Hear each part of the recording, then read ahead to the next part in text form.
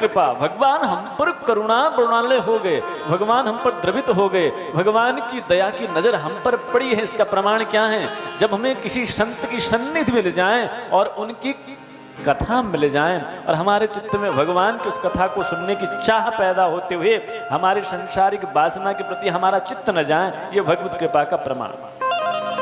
भगवत कृपा, मैं कई बार कहता हूं, कृपा का अर्थ ये नहीं कि आपका दुकान, व्यवसाय, मकान बन जाए, नहीं नहीं, ये आपकी योग्यता है, आप में दक्षता है, आप कहीं न कहीं से कोई इनके व्यवसाय खड़े कर लेंगे, कहीं न कहीं से आपका मकान दुकान बन जाएगा। बनाया भी है, न जाने किस जगह से आए हुए हैं आप, हमारे मूल कहां कहां से थे और कहां कहां से हम कहां कहां चले गए, कितने हो गए, कितना कमा लिया, कितना गंवाया भी हमने, ये सबको पता है। अपना कैलकुलेशन, अपने पूर्वजों का कैलकुलेशन सब जानते हैं, हर कोई कमा लेता है। सच कहूं, और आपके वर्ण के लोग तो यहां से लेकर सिक्किम तक, मैं जब वहां कथा करने जाता हूं पूर्वोत्तर में, वहां भी आप लोग ही मिलते हो मुझे, हमारी कथा आप लोग ही कराते हैं। सच बात नहीं है, आप लोगों ने कमाने, भौतिक धन को खूब कमाया, हर जगह कमाया, लेकिन ये कमाना यही व्यवहार तक सीमित है, और जो व्यवहार से व्यवहार तक सीमित हो जाता है वह अपनी दक्षता और अपनी योग्यता का प्रमाण माना जाता है। कृपा का अर्थ क्या है? बोले नितांत अपनत्व की अनुभूति, नितांत प्रेम की अनुभूति, स्वार्थ रहित तो होकर के किसी की सुनने की और किसी को अपनी सुनाने की चेष्टा और अवसर प्राप्त हो जाना, या सब कुछ छोड़ करके किसी की सुनने के लिए कहीं जाकर के चित्त को स्थित कर पाने की परंपरा का नाम कृपा है।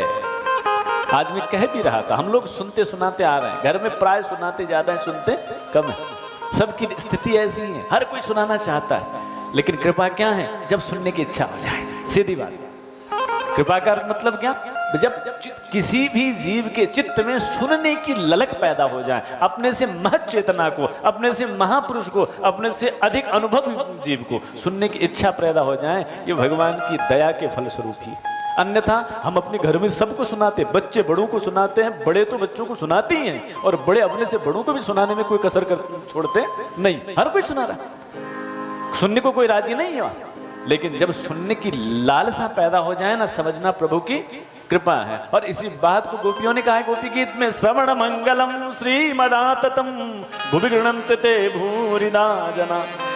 गोपी गीत आप जब सुनोगे ना आगे जाकर, गोपियां भगवान से उलाहना देते कहती हैं, तब कथामृतम तप्त जीवनम कविभिरीडितम कल्मषापहम श्रवण मंगलम श्रीमदाततम भुवि गृह्णन्ति ते भूरिदा जना। गोपियों ने भगवान को उलाहना दिया, हे ठाकुर तुमसे भली तुम्हारी बात सुनना, हे ठाकुर तुमसे भली तुम्हारे नाम की वो आहट सुनना, हे ठाकुर तुमसे भली तुम्हारी लीला को सुनना, तुमसे भली है। क्यों? जिसके चित्त में सुनना आ गया और सुन करके सहना आ गया, बोले उसका अमंगल कभी नहीं हो सकता, वो कभी दुखी नहीं हो सकता। देखना, सीधी सी व्यवहार में भी यही बात है। सुनाने वाला कभी कभी दुखी हो जाए, मेरी नहीं सुनते, हम दुखी हो रहे हैं, होते भी हैं। हमारे छोटों को हम जब सुनाते हैं ना और वो हमारी बात सुनते नहीं, तो हम उसी समय तड़प जाते हैं, बोले हमारे महाराज जी हमारा बच्चा हमारी सुनता ही नहीं, सबसे बड़ा दुख है। कुछ ऐसा कर दो कि हमारी बच्चा हमारी सुनने लग जाए, हैं? सुनता नहीं, मेरी बहू मेरी सुनती नहीं, मेरे बाप माता पिता मेरे सुनते ही नहीं है, मेरे नौकर मेरी सुनते हैं, सबका उलाहना नहीं, कॉमन कंप्लेन है सबकी, हमारी सुनते नहीं, है ना, सुनते नहीं। ये सबसे बड़ा दुख है आजकल के जीवन में। बड़े से बड़े बहुत पैसे वाले उनके घरों में यदि दुख के मोटे आंसू हैं तो हमारी कोई सुनता ही नहीं, सबसे बड़ी दुख ये रहता है। सच कहूं, जिस दिन तुम्हें सुनना स्वयं का आ जाएगा ना, उस दिन तुम्हें कोई दुखी कर सकता नहीं। इसीलिए प्रहलाद ने कहा है सबसे बड़ी भक्ति कोई है तो क्या है? बोले श्रवणम कीर्तनम विष्णु, पहली भक्ति है सुनना। श्रवण भक्ति से बढ़कर कोई दूसरी भक्ति नहीं है प्रभु। सुनना जिसको आ जाता है उसको सहना आ जाता है, और जिसको सहना आ जाता है उसको इस संसार में ऐसे वैसे जैसे तैसे रहना आ जाता है।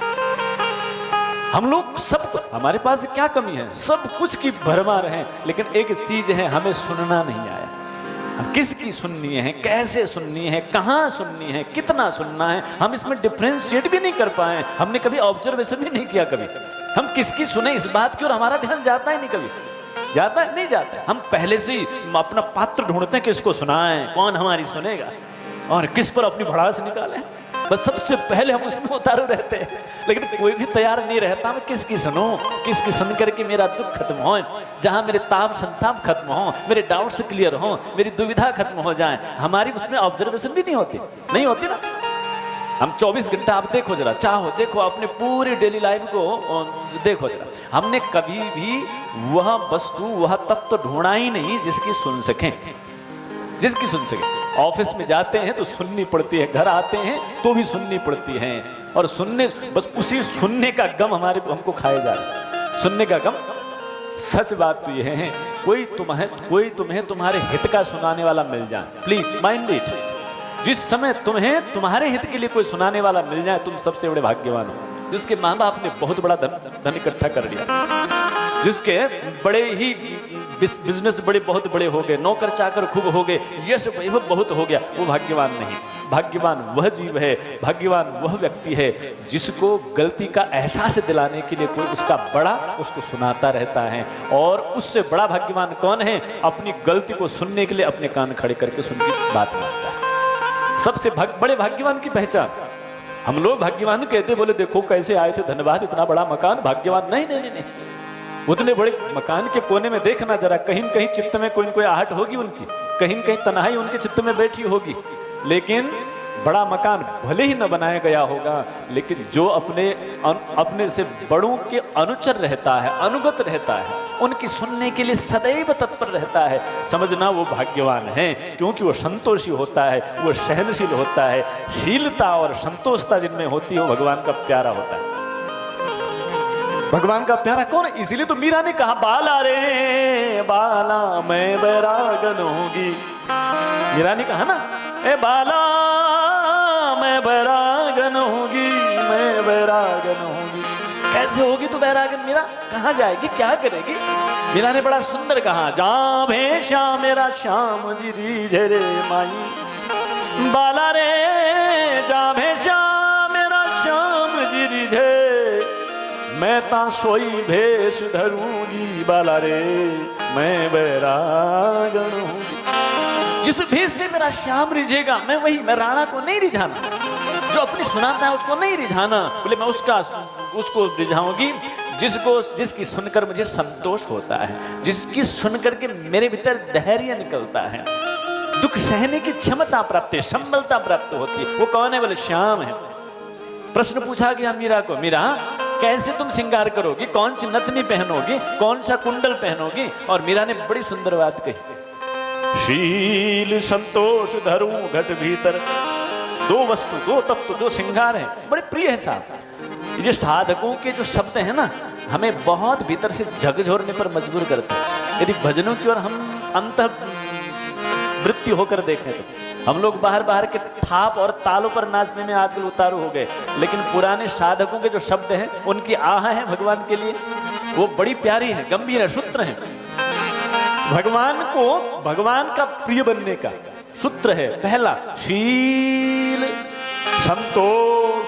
तो बहुत चीज है, बहुत मिल जाए तो भी तुम विनयी बने रहो, ये भगवान को प्रिय लगने का सूत्र है। तुम भगवान के कितने निकट हो, इसका मेजरमेंट क्या है? बोले तुम्हारे जीवन में बहुत पा लिया तुमने, फिर भी तुम डाउन टू अर्थ हो, तुम्हारे भीतर कोई मद नहीं है, कोई अहंकार नहीं है, तुम अपने आप को अहम में नहीं बिठाए हो, अपने से छोटों को भी तुम रिजेक्ट और नेग्लेक्ट नहीं कर रहे हो, तो समझना वो क्या है? शीलता से ईश्वर तुमसे रीझ रहा। भगवान के प्रिय होने का पहला सूत्र है शील। दूसरा संतोष, है तो शीलता बनी रहे, नहीं है तो भी जो है उसमें संतोष बना रहे। ये दो गुण जो हैं भगवान के प्रियता के। बहुत सुंदर सूत्र मीरा कहती है, शील संतोष धरूं घट भीतर। भगवान को प्राप्त करने की श्रृंगार है। उसके बाद क्या? व्यवहार में समता मान करूंगी, बाला रे मैं बैरागन हूंगी, मैं बैरागन हूं। शीलता और संतोष, ये दोनों जीवन को परिमार्जित करने के बड़े ही अहम सूत्र हैं। जीवन परिमार्जन धन से नहीं होता, और जीवन का एनहेंसमेंट कभी तन से भी नहीं होता, और जीवन एनलाइटमेंट कभी फैसिलिटी से भी नहीं होता साहब। मनमाना कोई सब कुछ मिल जाए तो भी तुम जीवन को परिमार्जन नहीं कर सकते, उसको एडवांस नहीं बना सकते। जीवन उन्नत कब होता है? जीवन उन्नत होता है जब चित्त में तुम्हारी शीलता हो, और मन में संतोष हो, और व्यवहार में समता हो। ये तीन तत्व बहुत आवश्यक है, बहुत जरूरी है। हम तीनों में गड़बड़ है। हमें कुछ मिल जाता है तो तुरंत हम उछलने लग जाते हैं। पद मिल गया तो मद न हो, ये बहुत कम। बाबा तुलसीदास ने यही तो कहा ना, नहीं कौवा से जन्मा जग माही, नहीं कौवा से जन्मा जग माही, नहीं कौवा से जन्मा जग माही, ओ नहीं कौवा से जन्मा जग माही, ओ नहीं कौवा से जन्मा जग माही, ओ प्रभुता पाई जाहि मद नाई,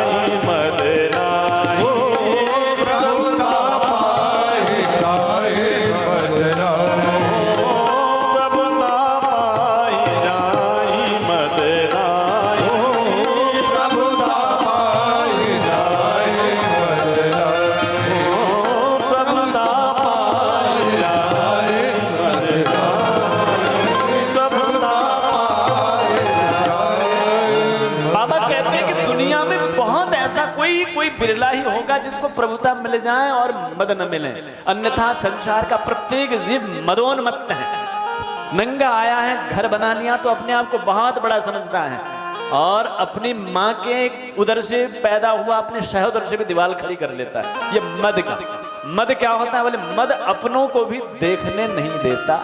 जब मद आता है ना, अपने भी अपने नहीं लगते, अपने बड़े दूर के हो जाते। सबसे बड़े शत्रु, यदि अपना कोई तुम्हें शत्रु लगने लगे, प्लीज प्लीज प्लीज ऑब्जर्वेशन तुम्हारा बिल्कुल यह होना चाहिए कि तुम्हारे भीतर मद छा गया। मद का प्रमाण यही है कि अपना अपना नहीं। हम प्राय संसार में आजकल ऐसे ही होता है, हम दूसरों को मित्र बनाने के लिए बहुत बहुत ढूंढते हैं, इसको भी मित्र ऐड करो, उसको भी मित्र ऐड करो, लेकिन अपने भाई को भाई कहने के लिए सब कुछ आते हैं। उसके साथ गलवैया डाल करके साथ में भोजन करने में बड़ी शर्म नहीं तो अच्छा नहीं लगता। Status doesn't match. हमारे भीतर ऐसी होती, बाय द वे हमसे बड़ा हो गया तो फिर उसके सुख को भी, उसकी उन्नति को, उसका उत्कर्ष हमसे सहन नहीं होता, बोले उसके भीतर खामियां देखने लग जाते हैं। यदि ऐसी विचारधारा चित्त में आ जाए तो खोट मन का है, चित्त में मद हो गया हमारा। ये हमको ये विचार करना चाहिए। प्रायः जीव दुनिया के वस्तुओं को प्राप्त करके मद में प्राप्त होता, और मद ही शीलता को नष्ट करता है। मद क्या करती है? बोले शीलता, हमारे भीतर जो शीलता उसको नष्ट करने का, और उस नष्ट हुई शीलता को कोई जीवन देता है। वो क्या है? बोले अपने से महत चेतनाओं के मुख से निकले हुए सत्संग रूपी उपदेशों को सुनना। नष्ट हुआ शीलता का बीज कैसे बड़ा होता है? बोले नष्ट हुआ शीलता का बीज सुनने से पुनः पैदा हो जाता है। शीलता और संतोष क्या? बोले त्याग से संतोष प्रकट होता है। ये दोनों तत्व शील और संतोष चित्त में आ जाएं तो समझना यू आर रियली ब्लेस्ड। भगवत कृपा का, भगवान की दया की नजर हम पर है या नहीं है, इसका प्रमाण क्या है? बोले चित्त में जब बहुत पाने के बाद भी हमारे चित्त में शीलता बनी रहे, और न मिले तो भी हम संतोष में बने रहें, तो समझना ये प्रभु कृपा है।